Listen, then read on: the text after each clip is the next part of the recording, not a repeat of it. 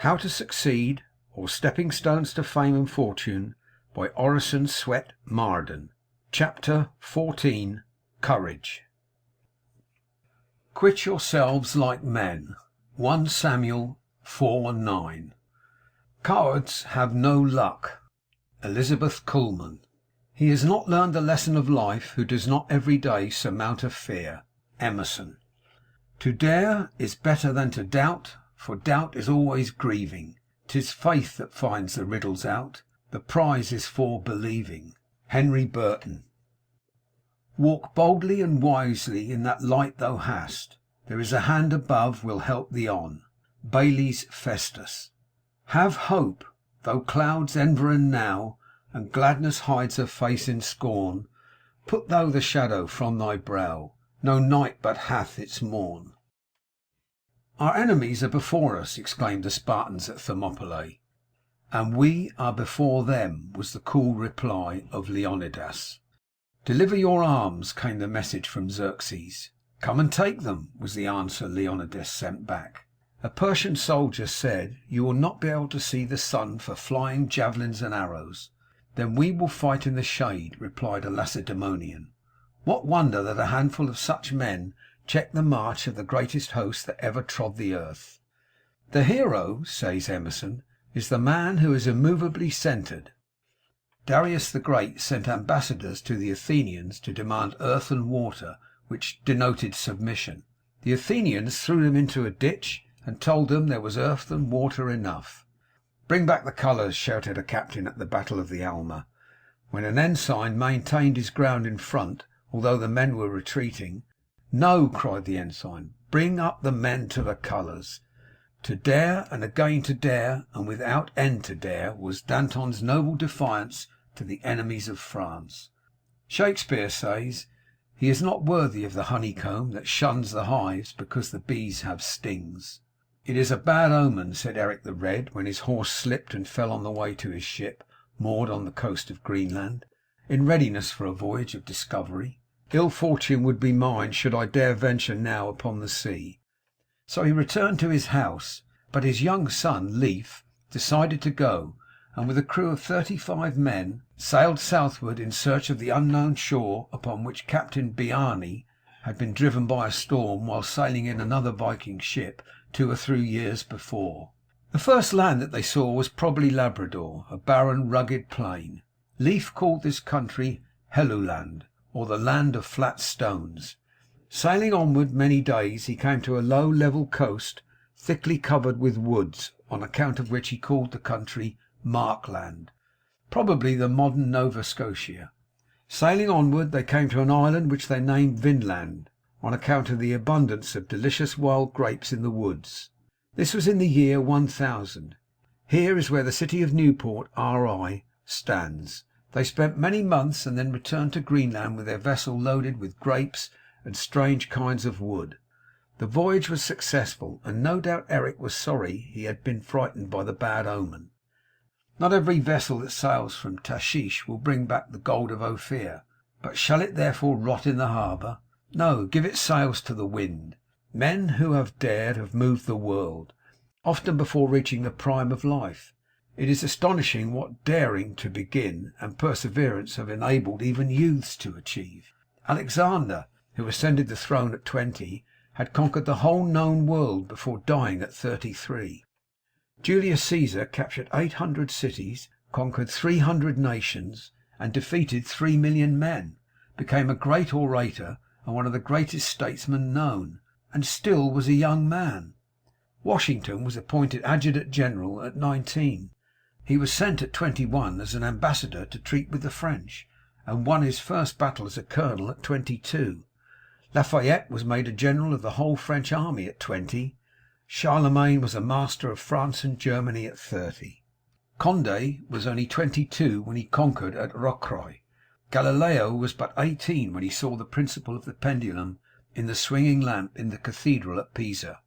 Peel was in Parliament at 21. Gladstone was in Parliament before he was 22, and at 24 he was a Lord of the Treasury. Elizabeth Barrett Browning was proficient in Greek and Latin at 12. De Quincey at 11. Robert Browning wrote at 11 poetry of no mean order. Cowley, who sleeps in Westminster Abbey, published a volume of poems at 15. N.P. Willis won lasting fame as a poet before leaving college. Macaulay was a celebrated author before he was 23. Luther was but 29 when he nailed his famous thesis to the door of the bishop and defied the Pope. Nelson was a lieutenant in the British Navy before he was 20. He was but 47 when he received his death wound at Trafalgar. Charles XII was only 19 when he gained the Battle of Narva. At 36, Cortes was the conqueror of Mexico. At 32, Clive had established the British power in India. Hannibal, the greatest of military commanders, was only 30 when, at Cannae, he dealt an almost annihilating blow to the Republic of Rome. And Napoleon was only 27 when, on the plains of Italy, he outgeneralled and defeated, one after another, the veteran marshals of Austria. Equal courage and resolution are often shown by men who have passed the allotted time of life. Victor Hugo and Wellington were both in their prime after they had reached the age of 80 years and 10. George Bancroft wrote some of his best historical work when he was 85. Gladstone ruled England with a strong hand at 84, and was a marvel of literary and scholarly ability. "Your Grace has not the organ of animal courage largely developed," said a phrenologist who was examining Wellington's head.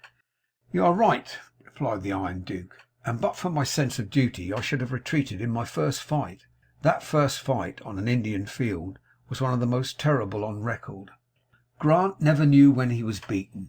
When told that he was surrounded by the enemy at Belmont, he quietly replied, "Well then, we must cut our way out." When General Jackson was a judge and was holding a court in a small settlement, a border ruffian, a murderer and a desperado, came into the courtroom with brutal violence and interrupted the court. The judge ordered him to be arrested. The officer did not dare approach him. "Call a posse," said the judge, "and arrest him."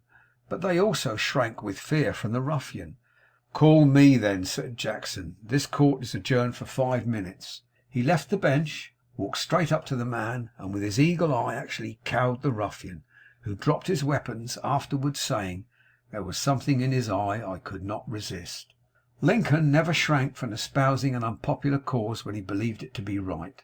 At the time when it almost cost a young lawyer his bread and butter to defend the fugitive slave, and when other lawyers had refused, Lincoln would always plead the cause of the unfortunate whenever an opportunity presented. "Go to Lincoln," people would say, when these bounded fugitives were seeking protection. "He's not afraid of any cause if it's right." Abraham Lincoln's boyhood was one long struggle with poverty, with little education and no influential friends. When at last he had begun the practice of law, it required no little daring to cast his fortune with the weaker side in politics, and thus imperil what small reputation he had gained. Only the most sublime moral courage could have sustained him as president to hold his ground against hostile criticism and a long train of disaster, to issue the Emancipation Proclamation, to support Grant and Stanton against the clamour of the politicians and the press, and through it all to do the right as God gave him to see the right. Doubt indulged becomes doubt realized. To determine to do anything is half the battle. To think a thing is impossible is to make it so. Courage is victory. Timidity is defeat. Don't waste time dreaming of obstacles you may never encounter, or in crossing bridges you have not reached. Don't fool with the nettle. Grasp with firmness if you would rob it of its sting. To half will and to hang forever in the balance is to lose your grip on life. Execute your resolutions immediately. Thoughts are but dreams till their effects be tried. Does competition trouble you? Work away. What is your competitor but a man? Conquer your place in the world, for all things serve a brave soul. Combat difficulty manfully. Sustain misfortune bravely. Endure poverty nobly. Encounter disappointment courageously. The influence of the brave man is a magnetism which creates an epidemic of noble zeal in all about him. Every day sends to the grave obscure men, who have only remained in obscurity because their timidity has prevented them from making a first effort, and who, if they could have been induced to begin, would in all probability have gone to great lengths in the career of usefulness and fame. No great deed is done, says George Eliot, by falterers who ask for certainty. A mouse that dwelt near the abode of a great magician was kept in such constant distress by its fear of a cat, that the magician, taking pity on it, turned it into a cat itself. Immediately it began to suffer from its fear of a dog, so the magician turned it into a dog. Then it began to suffer from fear of a tiger, and the magician turned it into a tiger.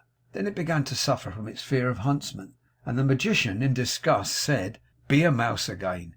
As you have only the heart of a mouse, it is impossible to help you by giving you the body of a nobler animal." And the poor creature again became a mouse. Young Commodore Oliver H. Perry, not 28 years old, was entrusted with the plan to gain control of Lake Erie. With great energy Perry directed the construction of 9 ships carrying 54 guns, and conquered Commodore Barclay, a veteran of European navies, with 6 vessels carrying 63 guns. Perry had no experience in naval battles before this. To believe a business impossible is the way to make it so. Feasible projects often miscarry through despondency, and are strangled at birth by a cowardly imagination. A ship on a lee shore stands out to sea to escape shipwreck. Shrink, and you will be despised. One of Napoleon's drummer boys won the battle of Arcola. Napoleon's little army of 14,000 men had fought 50,000 Austrians for 72 hours. The Austrians' position enabled them to sweep the bridge of Arcola, which the French had gained and which they must hold to win the battle.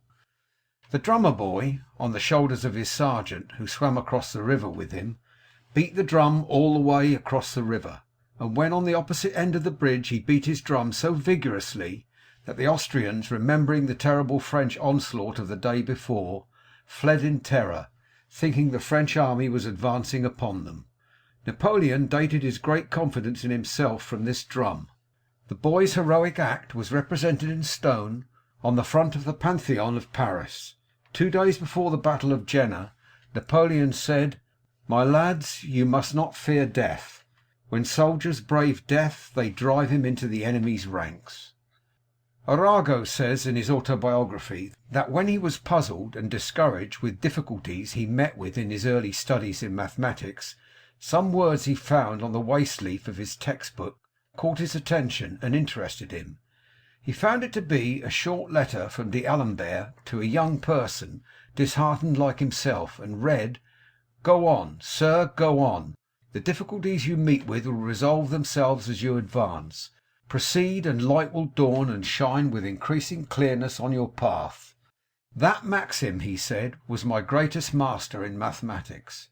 Overtaken near a rocky coast by a sudden storm of great violence, the captain of a French brig gave orders to put out to sea, but in spite of all the efforts of the crew they could not steer clear of the rocks, and after struggling for a whole day they felt a violent shock accompanied by a horrible crash.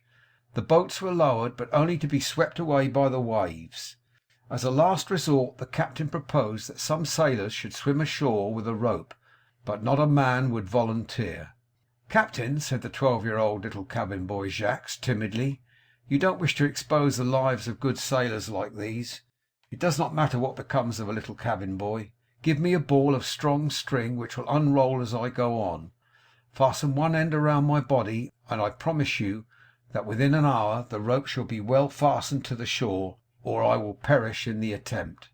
Before anyone could stop him, he leapt overboard. His head was soon seen like a black point rising above the waves, and then it disappeared in the distance and mist, and but for the occasional pull upon the ball of cord, all would have thought him dead. At length it fell as if slackened, and the sailors looked at one another in silence, when a quick violent pull, followed by a second and a third, told that Jacques had reached the shore. A strong rope was fastened to the cord and pulled to the shore, and by its aid many of the sailors were rescued. In 1833 Miss Prudence Crandall, a Quaker schoolmistress of Canterbury, Con, opened her school to negro children as well as to whites. The whole place was thrown into an uproar. Town meetings were called to denounce her. The most vindictive and inhuman measures were taken to isolate the school from the support of the townspeople. Stores and churches were closed against teacher and pupils. Public conveyances were denied them. Physicians would not attend them. Miss Crandall's own friends dared not visit her. The house was assailed with rotten eggs and stones, and finally set on fire. Yet the cause was righteous, and the opposition proved vain and fruitless. Public opinion is often radically wrong.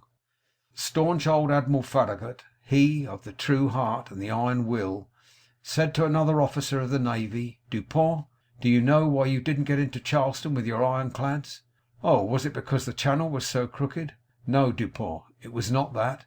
Well, the rebel fire was perfectly horrible. Yes, but it wasn't that. Well, what was it then? It was because you didn't believe you could go in. I have tried Lord Howe on most important occasions. He never asked me how he was to execute any service entrusted to his charge, but always went straight forward and did it. So answered Sir Edward Hawke, when his appointment of Howe for some peculiarly responsible duty was criticised on the ground that Howe was the junior admiral in the fleet. There is a tradition among the Indians that Manitou was travelling in the invisible world, and came upon a hedge of thorns, then saw wild beasts glare upon him from the thicket, and after a while stood before an impassable river. As he determined to proceed, the thorns turned out phantoms, the wild beasts powerless ghosts, and the river only a shadow. When we march on, obstacles disappear. Many distinguished foreign and American statesmen were present at a fashionable dinner party where wine was freely poured, but Schuyler Colfax, then Vice President of the United States, declined to drink from the proffered cup. Colfax does not drink, sneered a senator who had already taken too much. You are right, said the Vice President. I dare not. A Western party recently invited the surviving Union and Confederate officers to give account of the bravest act observed by each during the Civil War. Colonel Thomas W. Higginson said that at a dinner at Beaufort, S.C., where wine flowed freely and ribald jests were bandied, Dr. Minor, a slight, boyish fellow who did not drink, was told that he could not go until he had drunk a toast, told a story, or sung a song. He replied, I cannot sing, but I will give a toast, although I must drink it in water. It is Our Mothers. The men were so affected and ashamed that some took him by the hand and thanked him for displaying courage greater than that required to walk up to the mouth of a cannon. When Grant was in Houston several years ago, he was given a rousing reception. Naturally hospitable and naturally inclined to like a man of Grant's make-up, the Houstonites determined to go beyond any other southern city in the way of a banquet and other manifestations of their goodwill and hospitality. They made great preparations for the dinner, the committee taking great pains to have the finest wines that could be procured for the table at night. When the time came to serve the wine, the head waiter first went to Grant. Without a word, the general quietly turned down all the glasses at his plate. This movement was a great surprise to the Texans, but they were equal to the occasion. Without a single word being spoken, every man along the line of the long tables turned his glasses down, and there was not a drop of wine taken that night. Don't be like Uriah Heep, begging everybody's pardon for taking the liberty of being in the world. There is nothing attractive in timidity, nothing lovable in fear. Both are deformities and are repulsive. Manly courage is dignified and graceful. The worst manners in the world are those of persons conscious of being beneath their position and trying to conceal it or make up for it by style. It takes courage for a young man to stand firmly erect while others are bowing and fawning for praise and power. It takes courage to wear threadbare clothes while your comrades dress in broadcloth. It takes courage to remain in honest poverty when others grow rich by fraud. It takes courage to say no squarely when those around you say yes. It takes courage to do your duty in silence and obscurity while others prosper and grow famous, although neglecting sacred obligations. It takes courage to unmask your true self, to show your blemishes to a condemning world, and to pass for what you really are. End of chapter 14.